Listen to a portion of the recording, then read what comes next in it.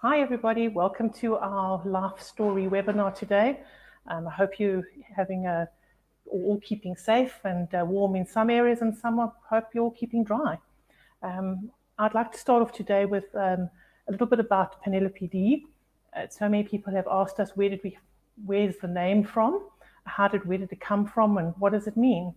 So today I'm going to tell the story of Penelope Dee. It started off as a collaboration between Lynn and myself while we were at a trade show in the USA at CHA, and we decided to start a brand with Trocraft called Penelope Dee. So where does the name come from? Well, my mom grew up in a disadvantaged environment, and when my mom and dad got married, as you can see in the layout, this is the wedding. I was the first child, and it was the first thing my mom had that was truly hers. She'd been in an orphanage for most of her life, and she wanted to name me after her mom because her mom died when she was a couple of days old, and her mother was called Ethel, but she also liked the name Penelope, so she wanted to call me Penelope Ethel. Now, my dad decided that Penelope Ethel would not be a very apt name in years to come, and coupled with my surname of Looseweight, it would be far too long, so he convinced her to shorten it to Glenda Lee. So in honor of my mom, I have named it Penelope, and in honor of my dad, and also in gratitude to my dad, I've dropped the L from my second name, Lee, and I've put the D in its place, and that's where Penelope Dee comes from. And also all the branding on Penelope Dee's roses. My dad had a love for roses, and I have a love for watercolors. So that's where the branding from Penelope Dee comes from. I believe everything needs to have a purpose, everything needs to have a story. And I think in our scrapbooking, that's what scrapbooking is all about. It's about telling the story. So on my layout that I've created with the Penelope Dee life story, this is about my mom and dad's wedding, and this is where my story began, when my mom and dad got married, and I was born the following year. And these are really old photographs. I think the importance of a layout is the photographs telling the story. So I hope to see you all telling your story, life story, whether it's good, bad, the struggles, the ups, the downs. It's important. It's not all about the highs. So today we're going to talk about the Penelope Dee embellishments. I just wanted to just mention to you that our Penelope Dee embellishments are cut with the Trotec lasers, which is a precision laser. We use a high quality board that has got a gloss finish on both sides. So it's important to understand that the integrities of the surfaces and what products will work on our chipboard. So a lot of people have used our products, and what I want to just let you know is that because it's not a porous product, so you can work on it. I don't know if you've ever worked with a piece of chipboard and you add ink and water, and as you work with the ink and the water, slowly but surely, but the product actually falls apart or disintegrates, and the product loses its integrity on the chipboard. So we've used a high gloss so that we can work with different products and mediums and techniques on our chipboard. Now, first of all, not all of the products will adhere to the glossy surface of the board. So you can have a look here. You can see that this is the normal cleaned board that's been cut, and this is the prepared surface. So this, you can use certain products, for example, the embellishment mousse, you could use that on it. You can use alcohol ink on it. You can use acrylic paints, and oxide inks do stay it. But things like when you're using the embossing powders and things like that, it needs tooth to be able to stick to the product. So if you used an embossing powder onto the normal one, you'll see that it will actually chip and flake off and it will become useless. So it's important to then use a surface that you have coated. everything is about preparation in what we're going to be creating. So I'm going to just put the basic one away, and this is now the one that I've used. You can use an acrylic paint, and you can also use gesso. I take all my chipboard and I either coat it with white gesso or I use an acrylic paint. Now, talking about acrylic paint, not all acrylic paints are equal. Some are thicker than others, some have more tooth, some are more gritty, but basically an acrylic paint is a water-based paint that you can work with.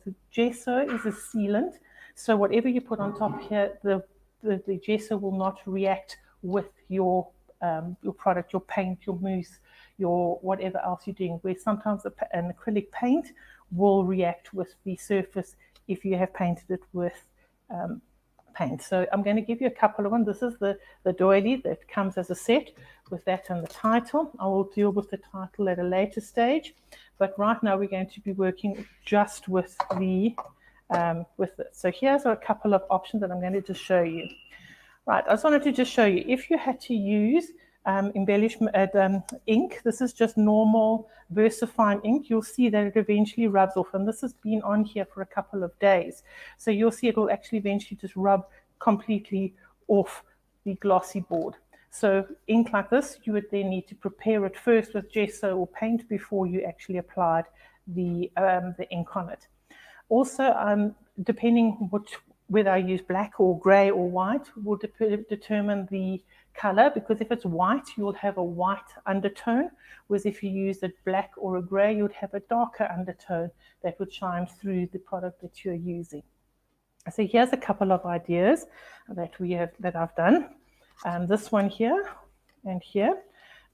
These are two different techniques. This is using alcohol ink and alloys. All right, so this one here has also got a little bit of the alcohol pearls in it. And this one here I wanted to show you is an uncoated board with alcohol pearls. So you can actually see this, the alcohol pearls does not float on the glossy surface, where this one does. Okay, you can see it actually floats on it.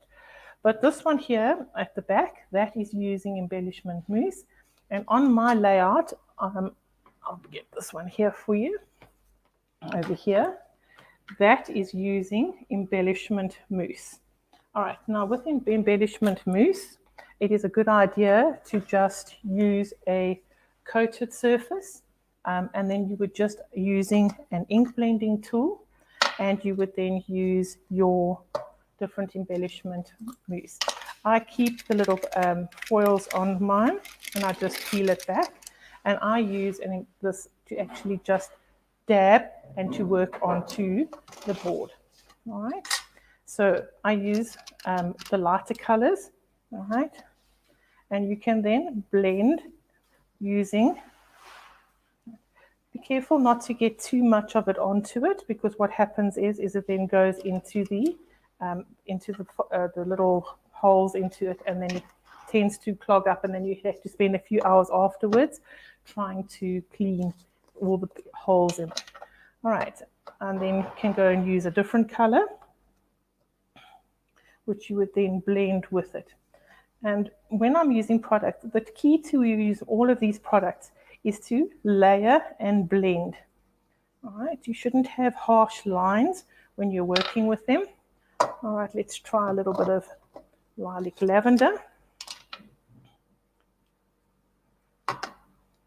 Am I worried about contaminating my embellishment mousse?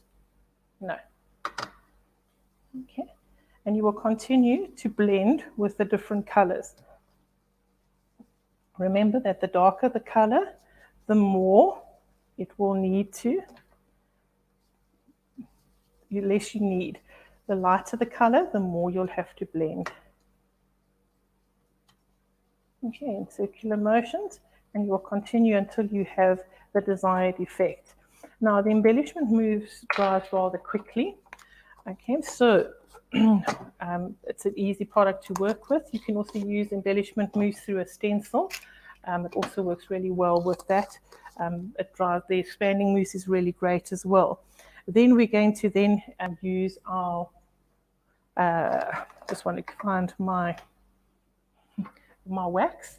And the wax on this is all you do is you add wax on top of it to add color. And my wax has now somehow disappeared off my table. So I'll come back to the wax when I'm finding it as we go along. Okay.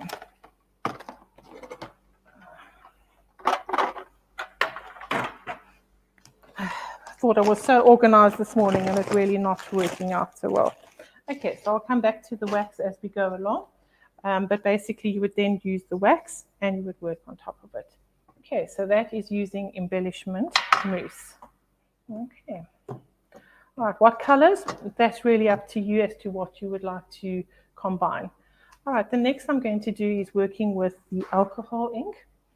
Before we do that, okay, so like at the moment, I think we all have copious quantities of alcohol and hand sanitizer around, so cleaning is really not a problem when we're cleaning our glass media mat.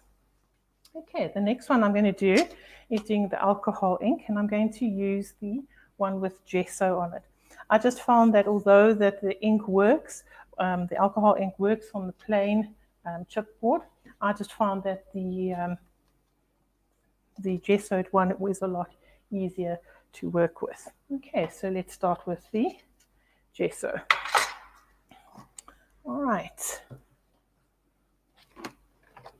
Okay, so what do we need for that? We need our ink blending tool with felt. Do you have to buy these from Ranger?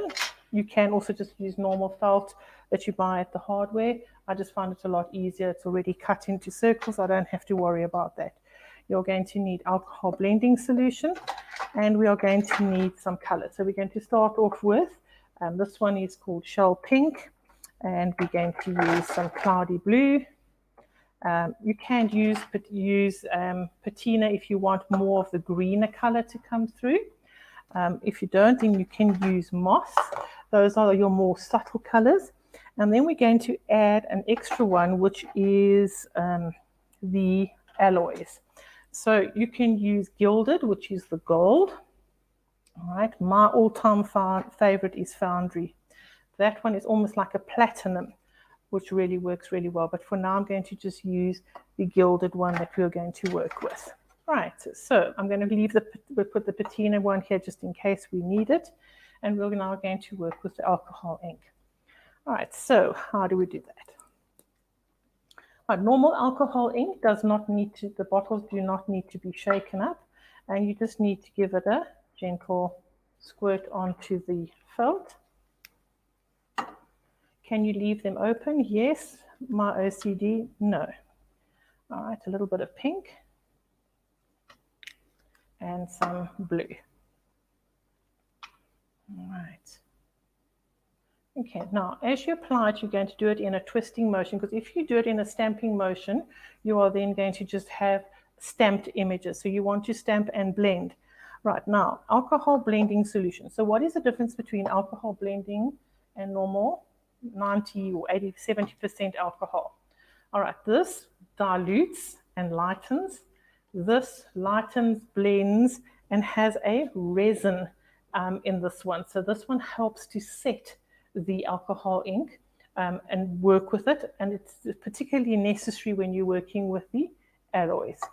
All right, so I like to add just a drop, tighten everything, just to lighten it a little bit, and you then start to in a twisting motion.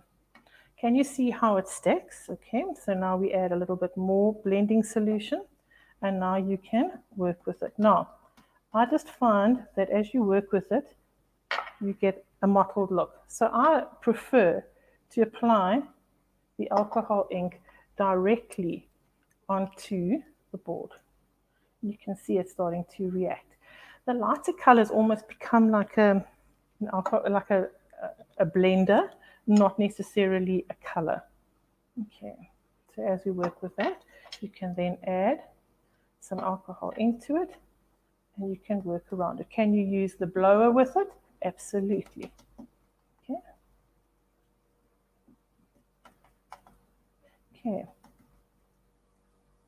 Now, for me, alcohol ink is one of the most forgiving, because if you don't like it, you can actually wipe it off and start all over again. All right. But for now, I'm going to just carry on because I want this greener undertone to work with the colors. Then I'm going to add more blue to it. All right. And some more alcohol ink, blending solution. Okay.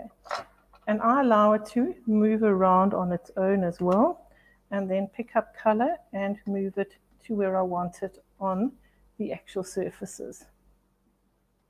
Okay.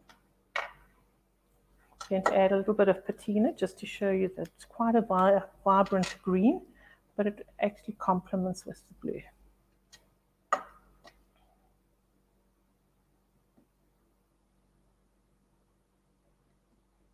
Okay. As you add more alcohol ink, you'll see how it tends to move the ink around to give it a mottled look.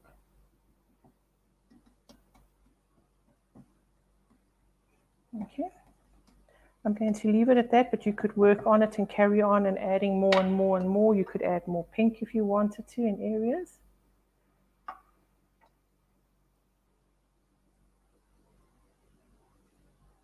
Just remember as well, when you're working with this becomes a stamp issue, so every now and again just replace your flow. All right, so let's just blend this a little bit. Okay, can you see? You can also use the blower to actually move and dry if you want to as well. It dries really quickly, so I'm not too worried about it.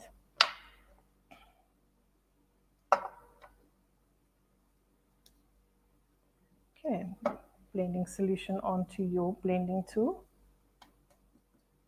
Okay, now I'm going to use a new product. I'm going to add a different product, and that's the alloy. Now, alloy has a metallic, and it is different to the mixatives, and it's different to the pearls. Okay, the pearls has a pearlescent in it. It's also got a mixing bowl in it, which you would then need to add a shake and mix up. It is also different to your mixatives. Mixative is designed to mix with the alcohol ink. I'll cover that at a later stage. But right now I'm going to work with the alloys. Now an alloy, you can hear it's also got one of the blending little balls at the bottom. Okay, now there's two ways you can do it. You can either use an ink blending tool and add it onto the ink blending tool. I like the reaction when you just drop it onto as you can see, what happens is now it starts to dissipate. Now the alloys need the alcohol blending solution to react and to move. Can you see how it moves? Now, alloys like to party with one another, so you have to force them to move and party on their own. And as you move it around, it reacts with the alcohol ink, and at the same time, you will have the look. So you can see as you move it around. Can I use an ink blending tool to pick it up? Absolutely. Okay, and can I move it elsewhere? Absolutely.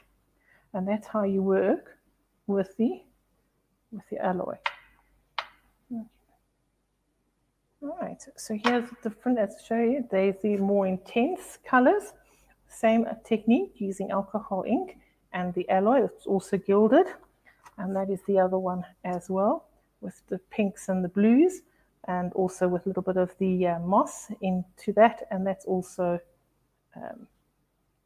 with the gilded as well. Okay, so that is the doily. This here you can see is just gesso, embellishment mousse, and then I just added alcohol pearls on top, but you can actually see how the alcohol pearls needs is a more glossy surface to work from. Okay, so that's the doily. All right, are we all still with us? All cool?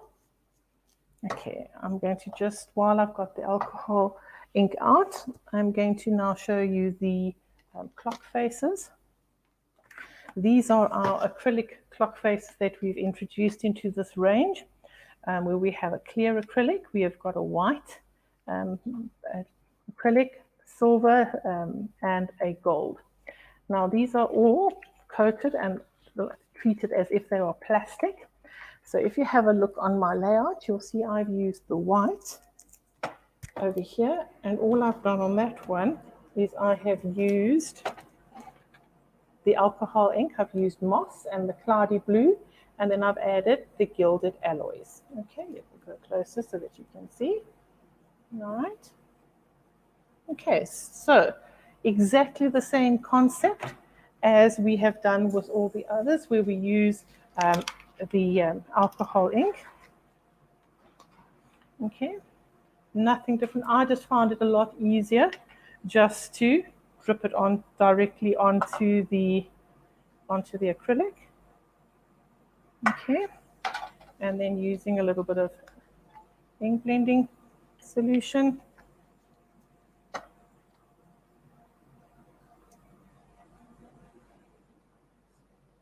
To blend the colors as you wish.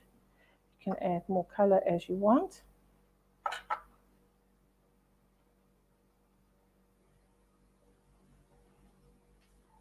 Okay, and then a little bit of the, okay, which one shall we use? Let's use Statue, which is quite a gold, it's quite a bronzy color. I used gilded and I used foundry on mine. Okay, can you see how it flows with it? Now it's waiting for me to add the alcohol blending solution. I just take a cloth or a roller towel, piece of roller towel, that I just keep on the side, and I then move it around. You can blow it around if you want. I just find if I like to manipulate where I want it to go, you can pick it up if it's too much. All right. Can I add more color to this? Absolutely. And I can add more alcohol blending solution if I want to.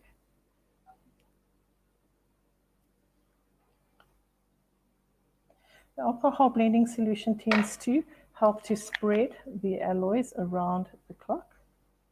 Okay, can you see how it moves it? And you can now swirl it. I've even used my fingers with it. You can use an earbud if you want to, also to move it around. Okay. Okay. There we go. Easy, that's your clock. All right, using alcohol ink to color. Okay, now we've also got a clear clock, and I'm just going to use to show you here. So we've got two options. You can do one where you just add the color to the back using alcohol ink, but the minute you put it onto a dark surface, it loses its luster. You can't see through it, so you can either put paper behind it or you can put it onto a white surface. Now, I'll tell you how I did the numbers shortly, but here is the exact same technique using the alcohol ink, but what I did was with this one is that with the alcohol ink, I added snow cap, the mixative, and because it is a white mixative, it will give the colors a white undertone, so that when you put it onto a dark surface, the colors will shine because you've got a white base and undertone to the alcohol ink. So that one there is just normal alcohol ink on the back of the acrylic. That one there is with the mixative added to the alcohol ink. All right, here's some others that I did. This was on the silver. Now this is a white with a pink, and this is the silver one.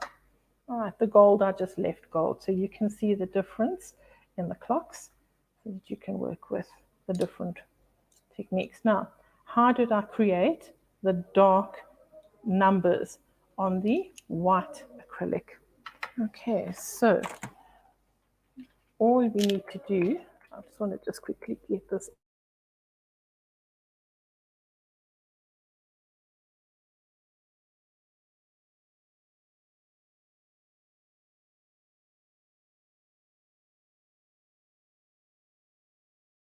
You would first on this so that you can see with what I'm doing with that one there, and we are going to use our black And we are going to use our black distress crayon. And as you roll it out, you're going to rub the crayon into the engraved areas. If you rub it with your fingers, you'll see that it goes into the areas. Okay.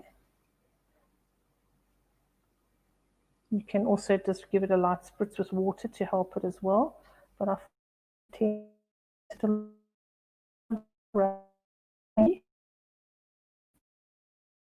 numbers. All right. Hand sanitizer works like a charm when you're trying to clean off product. And you have a cloth just to wipe it off. Okay, and then I just use a normal turned cloth and you just rub off. And you will see that now you have the black numbers. You could use any of the bronze ones. You could use the metallics as well, really works really well.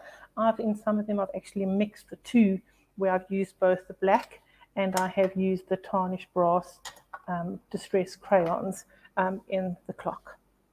All right, so that's how you would color the acrylic clock faces. Okay, all good. Okay, let's move that out the way. All right, so the gold, all I did was I added a little bit of black extra onto it to make it darker. Okay. All right, let's now get the next section started. And we are going to now work with the tickets.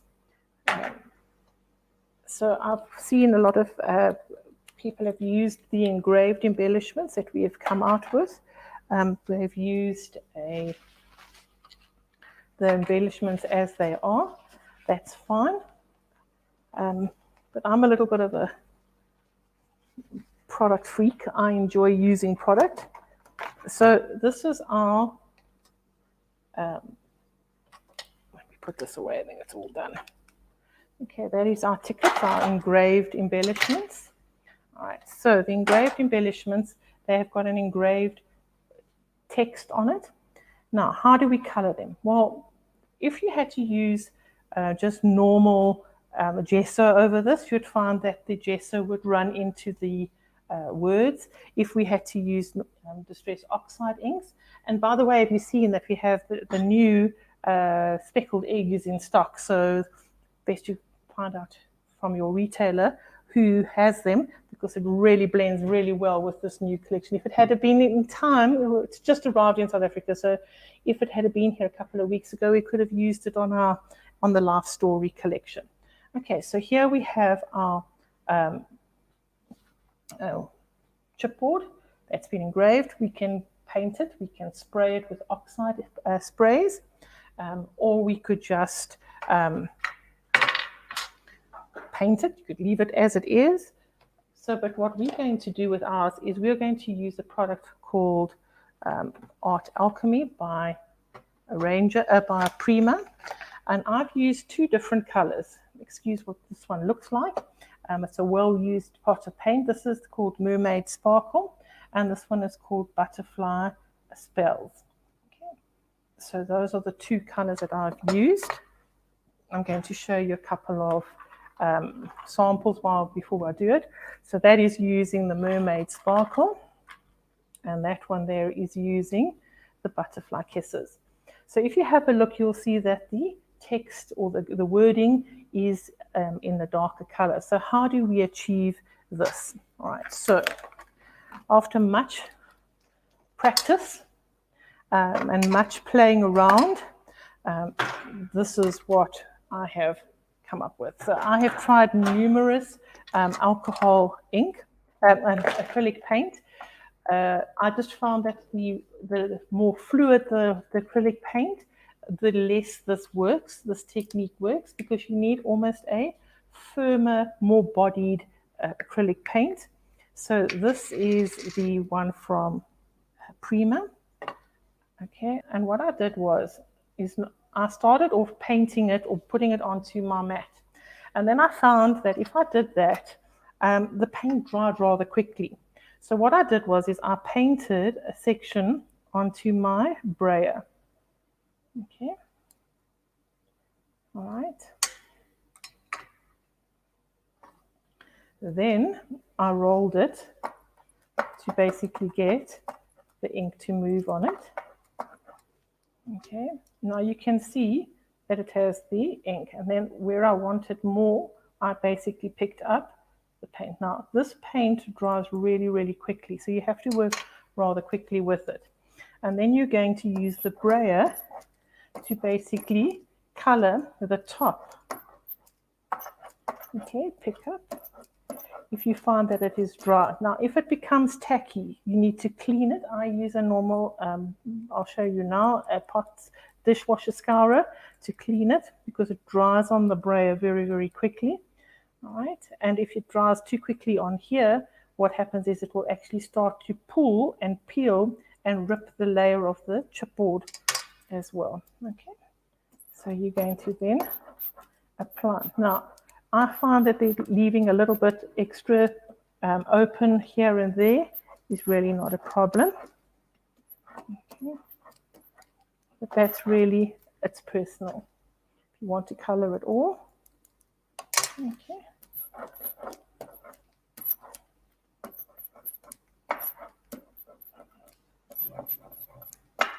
One stubborn spot.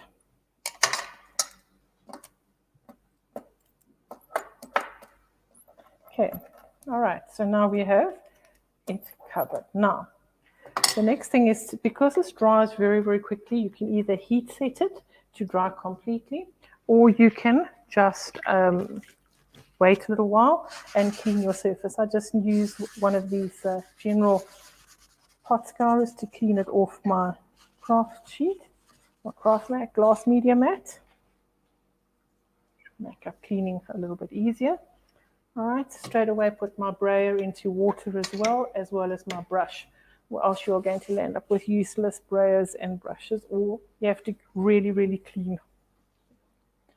Okay, so now how did I get all the black? Okay, so I used, you can use two different products. Okay, you can either use an oxide spray, all right, or you could use the normal distress spray stain. Either or work, it's really up to you. You can use hickory smoke or you can use black soot. Hickory smoke was used on that one, and black soot is what was used on that. All right, so I'm going to use just the normal stain, all right, and I'm going to just, mine is almost finished, so it's really having a, okay. Can you see how it sits? Okay, I'm going to just shake up my oxide spray. I'm going to show a little bit around the other side. I leave it to set for a little bit on the chipboard. It's not going to color the acrylic paint. Okay. All right, remember to have a cloth be next to you when you're using your oxide so that you can clean the nozzle.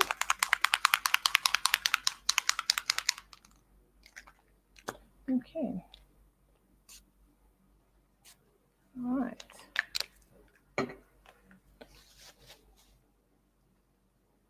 Leave it to sit. Let's clean up the excess while it dries. And then I just use a roller towel, and you can then pick up all the excess, and you can see now how the words now stand out, and it also has gone under some of the color where I've left open areas. If you want to add more color, you just take more spray and you can add. This one's seriously now finished. Okay. And you can now push it into the areas.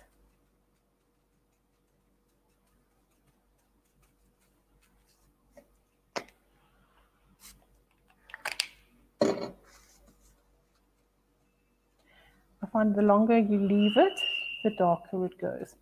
All right. Could we use the distress crayon again? Could we use that on the words? yes, you could do exactly the same as we did on the acrylic. It also works. Just be careful that when you're rubbing and cleaning it off, that because this is chipboard, you might pull off the little pieces like between like the A and the P, the raised areas, because they are quite small. So just be careful when you're using the distress crayon to fill in the text there. All right. Now while we're working on these, when we cut it all up, I work on a complete sheet and then I do it. You do know why the P and the D is here. That's to hold your product when you're working with heat tools and when you're doing, so you don't actually touch the little elements while you're working with them as well. All right, so those are that one. Now, when we've cleaned them, and I think this one's already been done, so I'm going to pull out another one that I did. Okay, if you have a look, you'll see that you get the white core coming through from the laser cutting, all right, when you've cut them apart. Now, all you need to do is take a distress marker. You can use walnut stain, frayed, burlap, it's really up to you. Sand the burrs off, and then you just use the distress marker to basically color and take away those white marks that you have where you've board. Okay, so that's a little hack that we use as well. Okay, now this one in particular, this one has been sized so that if you don't want to use the word "the most wonderful story," you can use the back, and on the on your sheet, your moment sheet with all the little quotes, these tickets here actually are the same size. So if you wanted to raise it, you could use that at the back and raise your ticket if you wanted to, using that one or that one over there. All right. Okay. So those are the tickets. Okay, what's next? All right, here's our title. Remember we said we had the title from back. Okay. We're going to use our word sentiments. So the word sentiments are pretty simple. The word sentiments, I've just used the slate grey Dilutions acrylic paint, and I use it to work with a ink blending tool and some foam, and I apply the paint onto it. I've used grey on this one. Here we go, you can see it. And if I wanted, because I wanted the darker color to shine through, if I wanted to use where the product was had a white undertone, I would then use either the white acrylic paint or I would use gesso. All right, so now how do we get the colors to shine through? All right, so here we're going to use, if you can see here, as I use the paint, it is actually covered the engraved little hearts and the semicolon and the star. So what do? We use our distress crayon, and you can go into that to actually color and fill the pieces that you want. Could we use paint to do this? Yes, but I've yet to have a successful one. I either wait for it too long that then covers everything, or else I'm too impatient and then I pull the paint off. So I never have a happy medium. Whereas with the distress crayon, you can actually go into it and color it. So this is using the tarnished brass. You could also use the black if you wanted to as well. So let's use the heart, the star. So you could actually go with the black. You could use any color of the distress crayons in it. Okay. A bit of water will also help. Okay.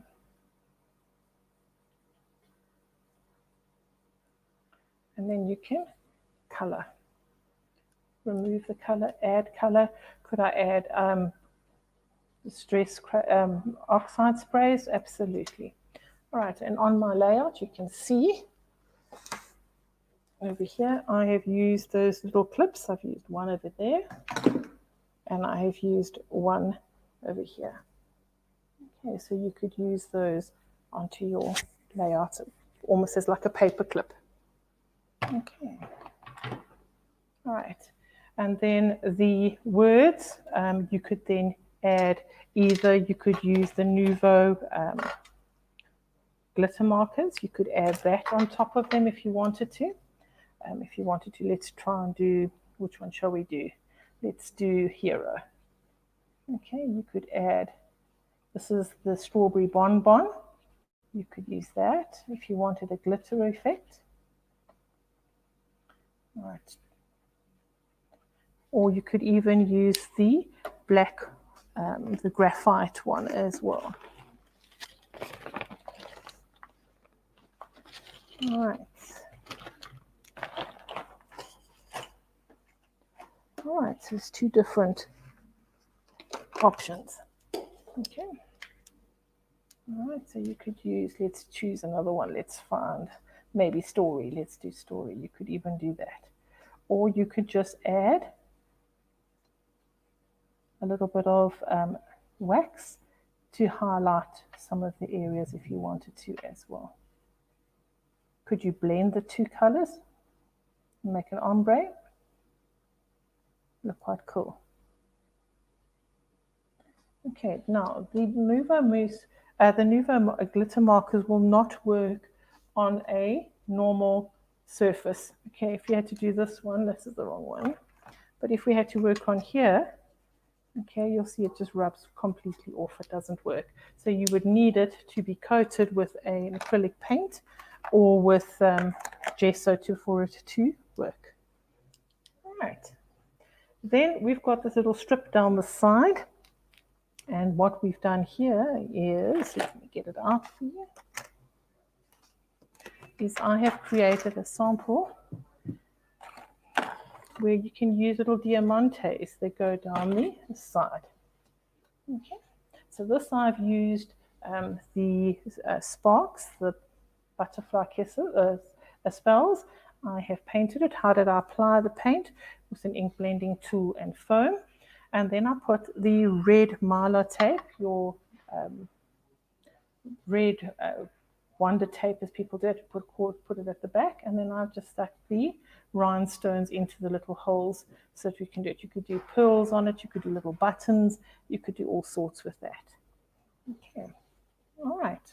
So that's the word sentiments, and then you can color them with your waxes. Okay. Then I wanted to show you, you've got two options with your titles. Now remember the title came with the doilies.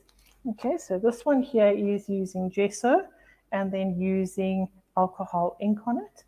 And then the one that I did on the layout over here, okay, this one here, all right.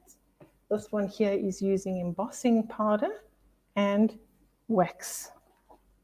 Okay.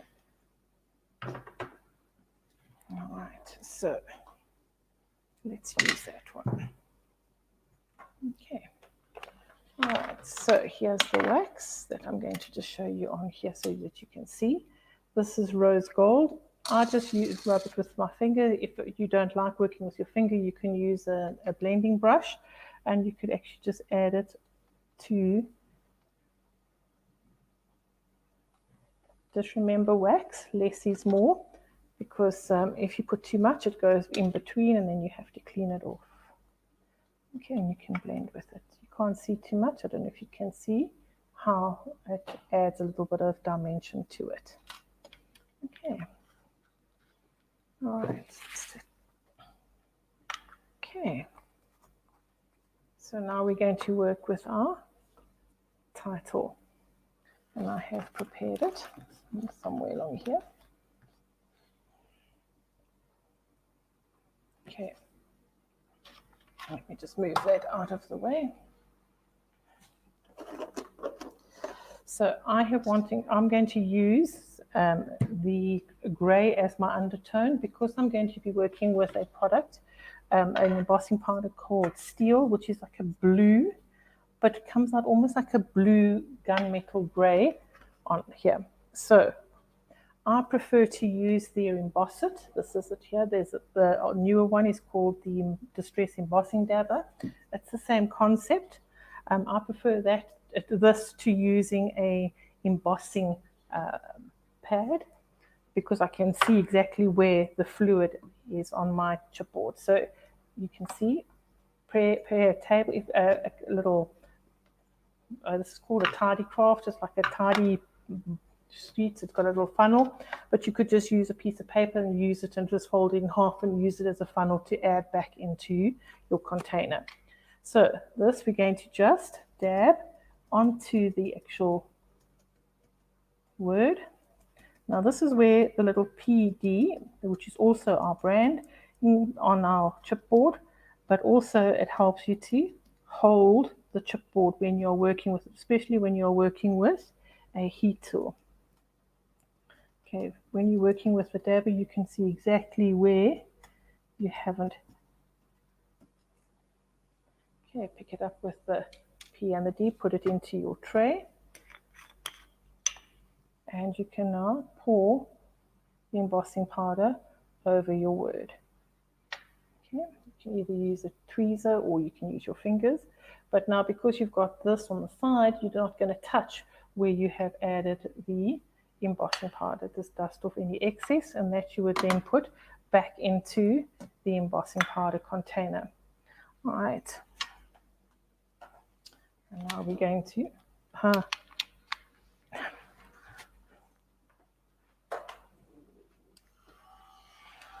okay, could you use an embossing tool? Yes. And you're now going to heat set and to melt the embossing powder. Okay. All right, just move it around. Embossing powder essentially is ground up with plastic. All right, so that's what embossing powder is. Can you add more on top of it? And you can actually add a second coat of embossing, dab it, and then dip it back into the embossing powder. It gives it a far chunkier, more 3D effect than just one coat. But it's all about what effect you would like to create.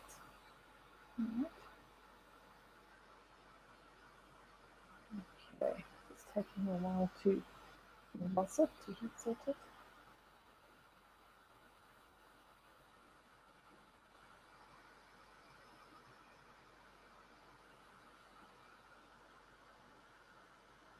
Okay, if you didn't have this little P and this D, you probably have burnt fingers or embossed fingers by now. Okay, put it down to dry, to cool down. And then when that's cooled down, I'm just going to just wait a few minutes for it to cool. And while I'm doing that, I'm just going to decant back into the container. All right. Now you could either leave it as it is, or you could now add your wax onto the cup.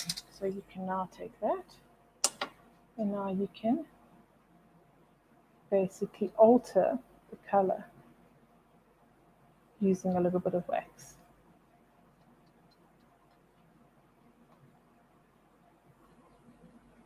Okay. Here's the silver. So you could add whatever colors. There's the mint sparkle also works really, really well. You could use blue as well. There's the charcoal black, which is a matte, but got to have some bling. Okay. All right, and you can carry on and add until you have created the desired effect. Okay. So that's the title. Okay. All right, so next is the bird cage. All right, so the bird cage, the word you saw I did with grey underneath, the slate grey. With the bird cage, I'm going to use the white, and this is white gesso, and then we're going to just cut off. Okay. What if we don't want? I just cut it off roughly, and then afterwards I go and trim to make it neater. I don't mind that it's got these burrs around the side to work with initially. Okay, you could leave the P on when you're working with that one as well. And you're going to then basically do exactly the same concept with the embossing powder, with the embossed dabber, and you're then going to use the other one called bubbly, and that then creates this one here, over here, okay, with the bird cage, which is almost like a champagne color. And I'm going to move this close so that you can actually see, if I can get it right. All right, can you see that on the cage where the rose section is, it looks like it's got like a like glitter in between all the rose sections, and that is done with if you use the red tape. Okay, just use red mylar tape, which you apply to the back, and then what I did was I trimmed where the rose pieces so that it didn't have any of the double-sided the red tape, and then I used a product which we don't have at the moment, and it's called Art Sugar by Prima, and it's charcoal, and this one is a very, very, very fine glitter. Okay, so you could substitute it with a very fine glitter, and then I poured it into the little rose petals with the tape, and then dusted it off with a clean brush just to take it off from where the embossing area was. Okay, then we've got the little corners. Now the corners I used the Sparks paint, okay, and I created the same effect with it. I put the red tape behind, right, and then I use the little glitter in the hearts, and that can be used to frame sections on your photographs or your layouts or pieces of paper. Okay, you could even have added them to your layout wherever. All right, so that's the bird cage. The bird cage, I also just added a little bit of ribbon on the top. Then there's one embellishment that I did not use on the layout, and that was the heart. And this one here is the same technique that we did right in the beginning with the embellishment mousse. That is using it on there.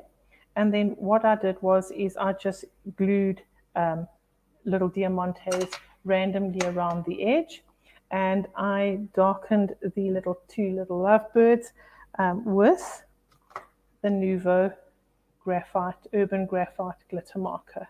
Those were the little birds. Okay, move it up so that you can see close. Okay. Then the other one that we did, I'm just going to show you this one, is the sparks. And I used both sparks. I used that one, and then this one here, the little birds, I used the mermaid sparkle on that one, on the two little birds. But for me, this one was quite flat. So what I did was I've now used just normal tulle that you cut into 1.5 to 2 centimeter strips, and you need to pull them slightly. I've threaded it onto a needle, and you will then thread and work around, and you can actually just use tulle around the edges of the heart. Okay. All right. Okay. So that's basically all the embellishments. For the ladies that have bought the kits, all the instructions to complete the embellishments are in the notes, so that they can then use that to complete the layout. If you have any other questions, you're welcome to let us know, and I'll be happy to answer any questions you have. I hope you've learned something today, and happy creating, and remember, tell your story. Thanks. See you next time. Bye.